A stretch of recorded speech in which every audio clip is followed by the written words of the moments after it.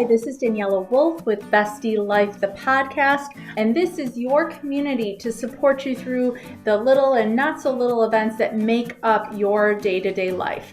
From the I've got this moments to the I just can't moments.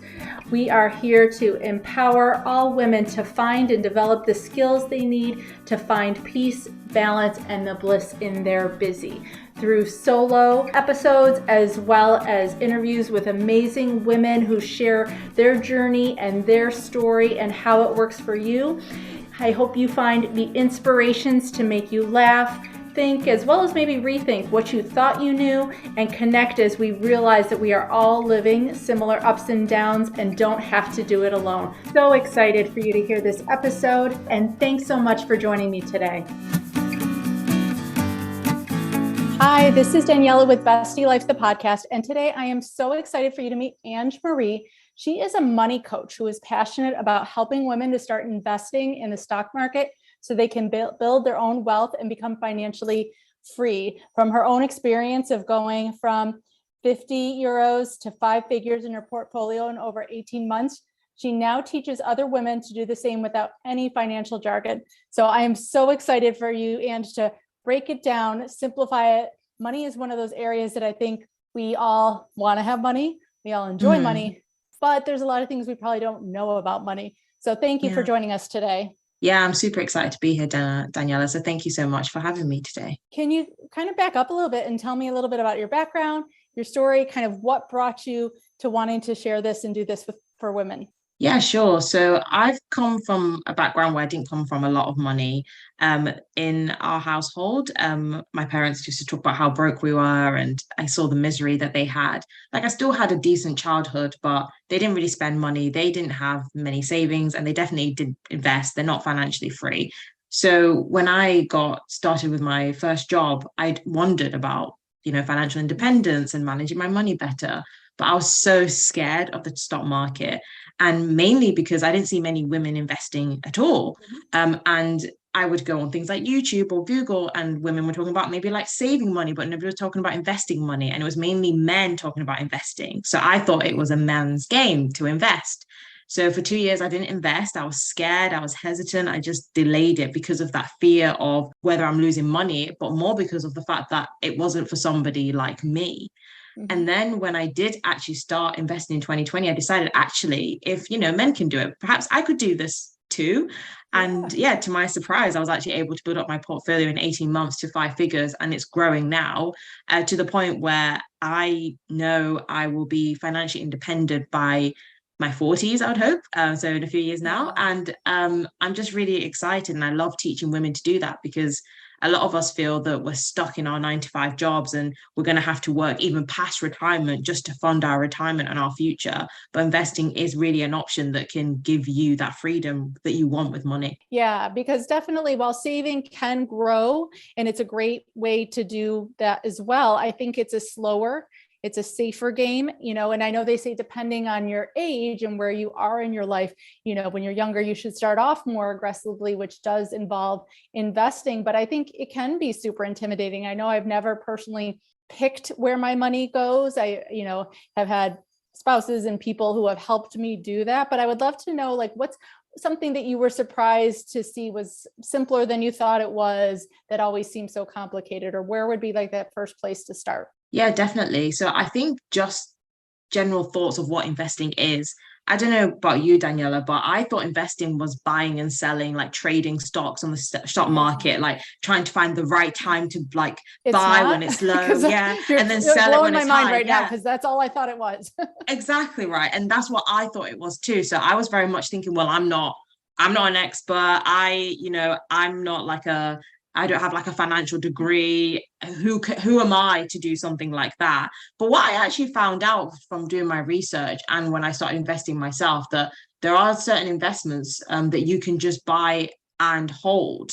So the great Warren Buffett, who is literally the expert of investing, has made his millions and billions probably from just buying and holding his stocks and index funds. So that was the biggest thing for me, that actually I could buy an investment like an index fund, which is basically like, so for example, the S&P 500 is something that you might have heard of as an index fund.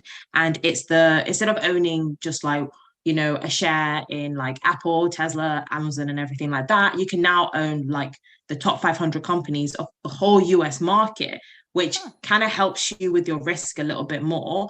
And also because it's more diversified. So you can actually buy that as an example and invest in that and hold onto it. You don't have to think about timing the market. You don't have to think about trying to sell at the right time, because statistically it's shown that, especially with the S&P 500, it has grown for the last 40 years.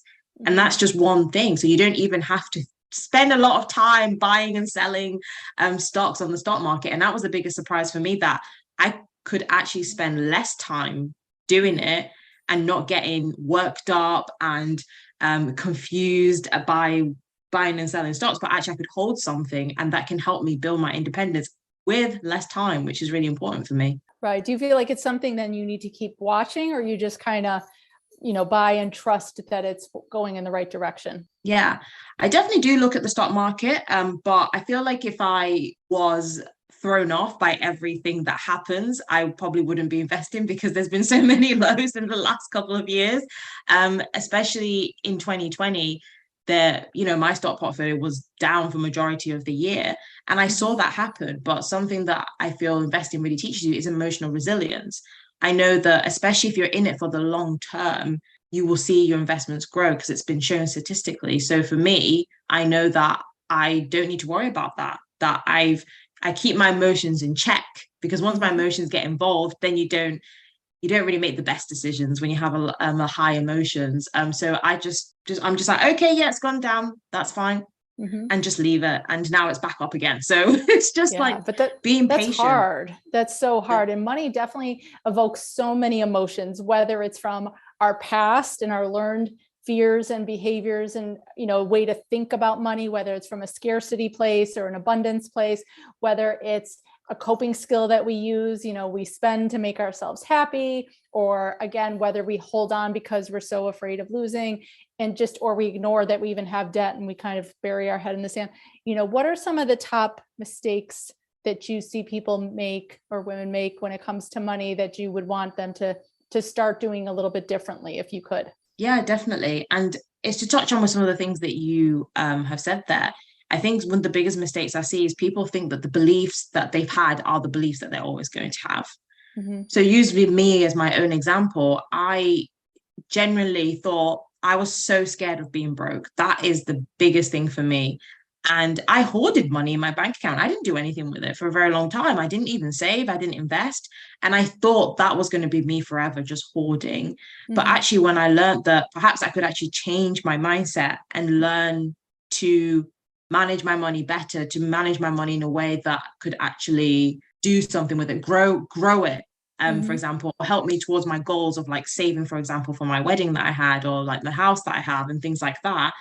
That's when I learned that actually, if I do change my mindset around how I think about money, it's okay. Because at the end of the day, I feel like we're taught money is good or bad. Like something that I heard was money is the root of all evil. But in reality, money is just a tool. Like it's completely neutral in this world. And we are the ones who have like thoughts and feelings about it. And of course we do, because we learn it from our parents or like outside factors, right? We kind of just believe what we're told. I used to think money was definitely the root of all evil as well. But actually, it's a tool that you can use to make your life better, to, for example, care more about like your self-care, your self-love, like things that you can utilize. Because I wouldn't necessarily say that money can buy you happiness per se, but it's definitely something that can help you towards your happiness. For example, like going to like therapy, that can help with money. Like it's good, or like exercising, whatever it is, eating healthier food. So I generally do think that's like one of the mistakes. And also, I feel like another mistake that I see people make with money is they're too restrictive. Okay. Especially when it comes to things like budgeting, whether that's budgeting with your debt or saving. I think we are kind of told that it's kind of wrong to spend money. And I'm definitely not a believer of that. And I think it's everything is in balance, right? I think you can, for example, pay off your debt, but still enjoy aspects of your life. Like you don't need to, for example, just pay off debt and that is it. Like if, for example, if you're a spender, for someone who's like a natural spender, and you then maybe get yourself into some debt and then decide, okay, I need to go cold turkey, I need to stop spending. that's going to be very hard for you. It's like kind of going on a crash diet, isn't it? You like Yeah. one day you're like, okay, I need to lose weight. I'm now just going to be juicing. And then that's it, Yeah. right? And that's the same when we decide, okay, I'm going to pay off debt. I'm just not going to spend money on anything. I'm just going to pay off my debt. Because at the end of the day, you do need a bit of space in your budget to be able to give yourself space to spend a little bit Yeah. just to fulfill that sort of like need. And again, like something that makes you happy, whether that's like your Hmm. coffee that you like, or just anything that makes you like makes your life a little bit easier.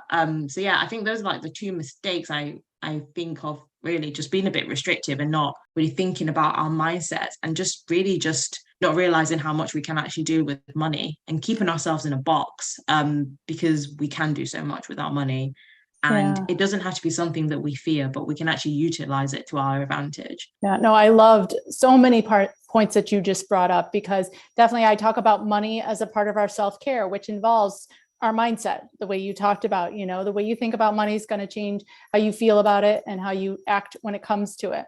That it's a practice, that it comes gradually, that this is not going to be a one and done or a drastic extreme, kind of like, you go to the gym for 3 hours and think you're going to lose 5 pounds. You can't do that with your money either, and just the fact that it is part of your self-care, and that it makes you feel good. It makes you feel good about yourself. It gives you peace of mind if you're utilizing it the right way. So I love how you highlighted all those parts, because again, I think we have so many different myths and stories we've told ourselves, and to break it down in this simple way, that it's just a tool. It's the same as a phone helps you connect with people.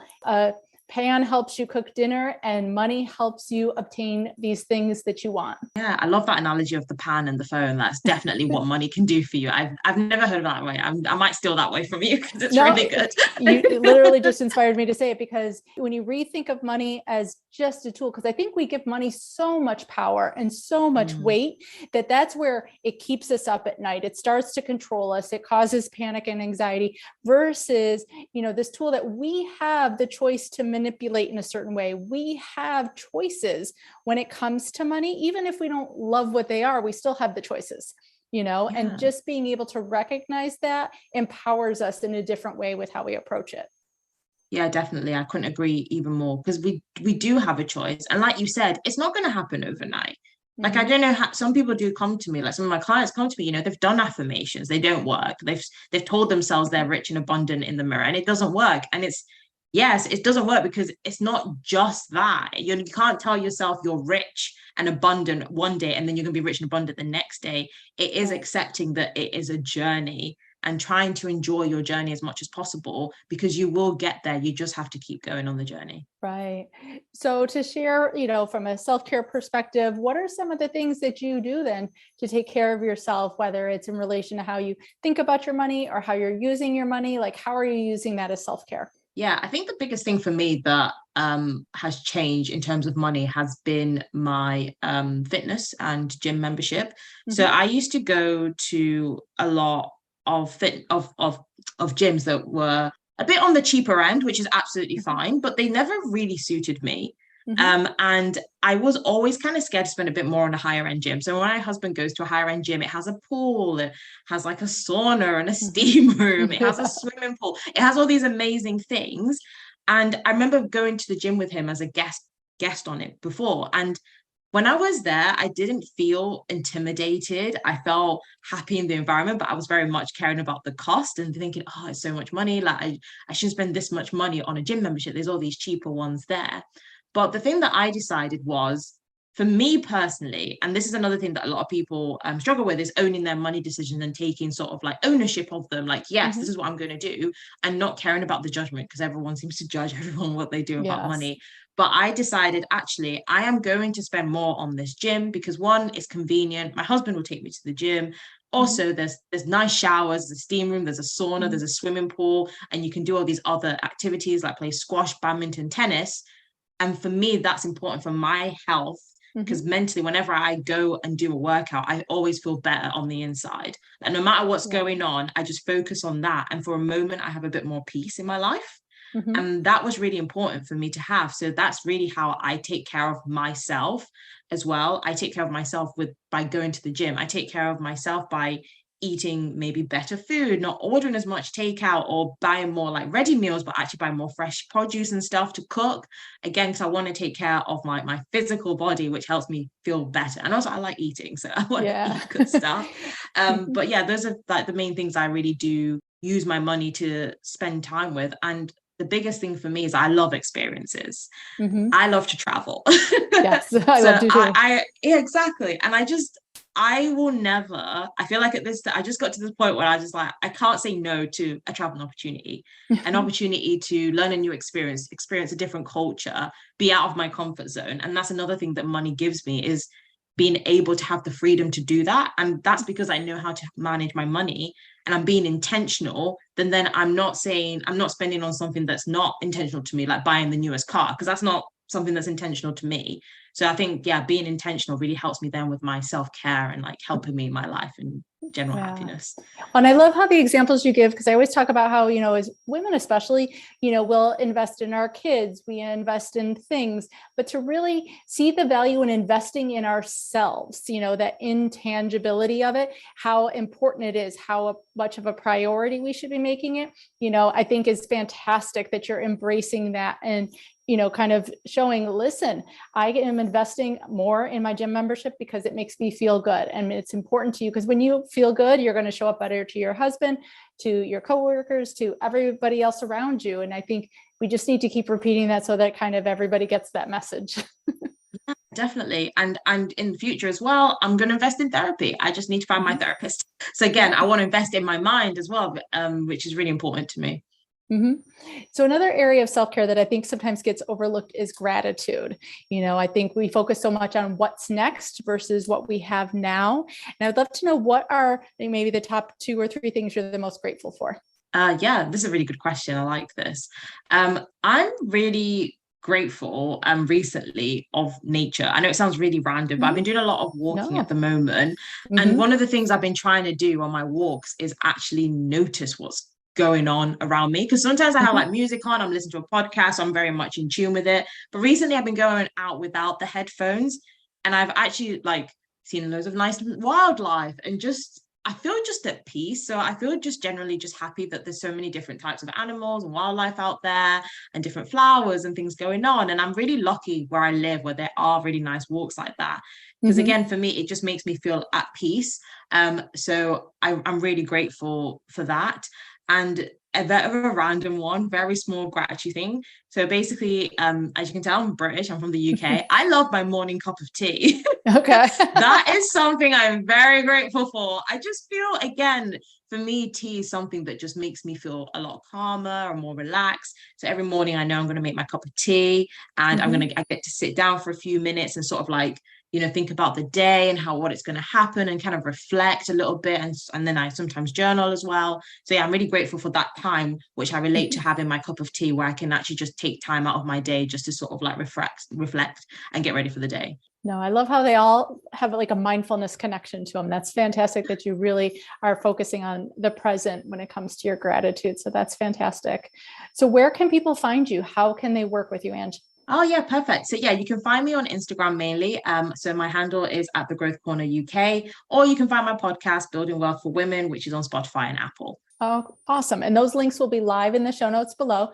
So thank you so much, Ange, for joining me today. I have learned so much in this short period of time of things that I didn't know or that I thought I knew and was currently wrong on. So thank you so much, Ange. Thank you so much for having me. I really appreciate it. I've enjoyed it so much. Thanks so much again for joining me today. I hope you enjoyed this episode. Please let me know any questions or comments that you have. Also, if you can please leave an Apple 5-star review so that this episode can be shared with more women. There's 2 quotes that I love. Alone we may be strong, but together we are stronger, as well as when women support each other, incredible things happen. So let's be stronger and incredible together, as well as maybe just have some fun along the way. Thanks so much and talk to you soon. Bye.